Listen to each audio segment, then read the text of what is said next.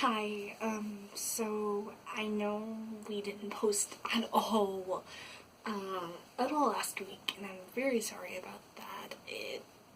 I just didn't get to it. So, you're getting 3 videos today, and to try to make up for that, I am sorry. Yeah, today I'm going to be making a new type of video, book reviews. I love book reviews and I love booktube, so yeah, I just thought maybe it would be fun to do something like that. I've never done it before, but I absolutely love reading. I have a book with me right now because I got it from the library. The book that we will be talking about is Stars Above. There will be spoilers in this review, so if you haven't read it, go read it. It's wonderful. Read the whole entire Lunar Chronicles. They're lovely characters that you'll end up falling in love with. Not like literally. I hope not. Maybe people do that.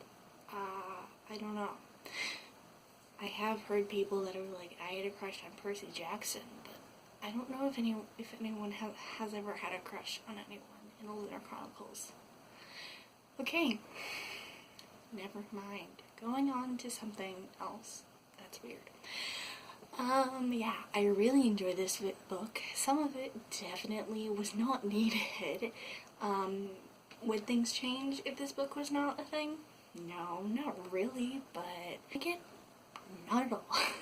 I love these characters. They're characters that I have been reading over 2020. I started reading the Lunar Chronicles probably January or February, and I absolutely adore it. Cinder is by far the best book, and it's wonderful. I love it. Yeah, I just really enjoy this series. It's great. So going into sections. The first section I'm going to be talking about is the one that I thought was weird. This story, it's like it's the story of the Little Mermaid just put in the present, like every one of her stories is. It came out of nowhere though, because these characters are not in the original series unless I missed something. I don't think they were in the original series. If I'm wrong, I very much so might be, but I don't remember these characters ever. Maybe they were brought up like once or twice, but I don't remember that. Yeah, and the whole entire time I was like, am I forgetting a character that's really important? Because it's the only story that has new characters in the first 10 pages I was reading it, and I was like, am I forgetting something? Because I have no idea who these people are. I personally think it was just a section to put in Cinder selling her into like this robot suit thing. I don't know what they call it. It's a special word. But yeah, I thought that was kind of weird. Once I got past that, I was like, okay, it's okay. The characters are okay. They're definitely not my favorite ones, but probably because I didn't know that they were going to be in this book. Their story should be told. I think that this would be wonderful on its own, but in my opinion, it should not have been in this book. It does not fit in. It does not fit it in with anything about this book. The book is Scarlet and Wolf's wedding is the last chapter in what happened to the characters before the series of events of the Lunar Chronicles.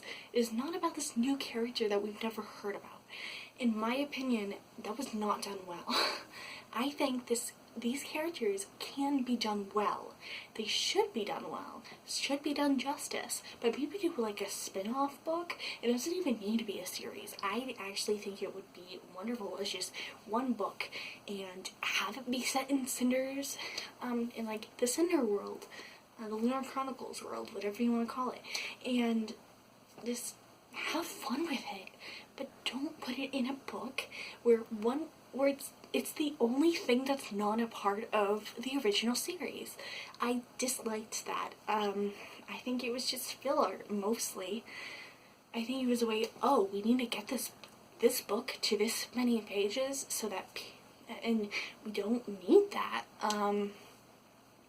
One thing I think was done well that was filler was the part where Kai and Cinder meet for the first time, because it's a memory that these people have of how these two people that would eventually bond and have a wonderful friendship and a wonderful relationship later would, and how they first met. And I think that's wonderful, and I think it didn't need to be in there. If it wasn't in there, nothing would change. But I think that was one thing that was filler that I personally didn't think it mattered that much. I personally thought that it was done well. So, yeah, that was one thing of filler that I actually enjoyed. Some of the stories that were told about the before the events, though, I was like, we already learned about this stuff. My favorite part was probably either Thorns or Cinders or Jason and Winters, or Cress's. But, oh, I just noticed something. I didn't say Scarlet or Wolf. I'm very sorry, but I think Scarlet is a wonderful character. I really do. But I don't like Wolf very much. I personally was like, no. He gets better as a character, but in my opinion, he's definitely the worst one. I don't know if it's just me, but that "you're my only alpha and I'll never love anyone ever again" part of Scarlet did not sit well with me. It made me cringe so hard. Yeah, it was not done well in my opinion. The insta-love in that book was horrible. It's still a wonderful book. I would definitely say, hey, go read this if you were reading the Lunar Chronicles, but oh, it was, yeah. So personally, I don't really like Wolf's character that much. I don't really care about him as a character that much. But Scarlet, I think, was okay. I think mostly she is just sassy, and I find that okay. I don't find that bad. It's just I like other characters more than those two. Yeah, so I absolutely loved the part where where Cinder was just like, I'm not crying. I cared about this man, but I'm not crying. Does that mean I didn't care about this man? Garen or Garin?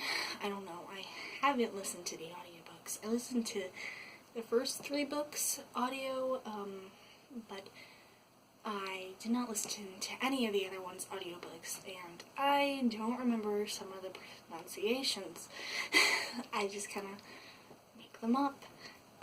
So yeah, I think his name is Garen, that's what I've always said, and who got him from Michelle Benoit, and yeah, I love that part. I really enjoyed the part where Cress was like, I'm actually going to space, but it was really just for Levana's, for Levana to take control of someone and to manipulate someone, not mentally like she does with everyone else, but for her own good. I need you to do this something, so I'm going to act like this is a great thing, but really you're not gonna have fun. So yeah, I really like that. That's about it. Jason and Winter's part I felt was basically fairest, but I thought it was done well, so I was like, okay, this is fun. I really enjoy it. I love Michelle. Scarlet as a teenager was kind of annoying at times, being like, you didn't say hi to me, and I was like, no one cares. No one cares. When she comes back and she was like, why aren't you excited for me to come back? And I'm like, she seemed like she needed you to go. Maybe I would do the same thing. I don't know. I don't know. I just really liked how they helped Hello, Rue. I really enjoyed how Rue is right here. I really enjoyed the part where, like, they were putting Cinder to try to be alive, maybe, is that the right word for it? But I really enjoyed that part. So let's get to the big thing. Scarlet and Wolf's wedding. Like I said, Wolf is my least favorite character. So I was just like, okay, this is gonna be interesting. And Scarlet, I like her, but she's definitely one of my least favorite characters too. So I was like, okay, this is gonna be interesting. Hopefully this is okay. But, I actually enjoyed it more than I thought I would. Aiko was great. I have not talked about Aiko. Aiko, our queen.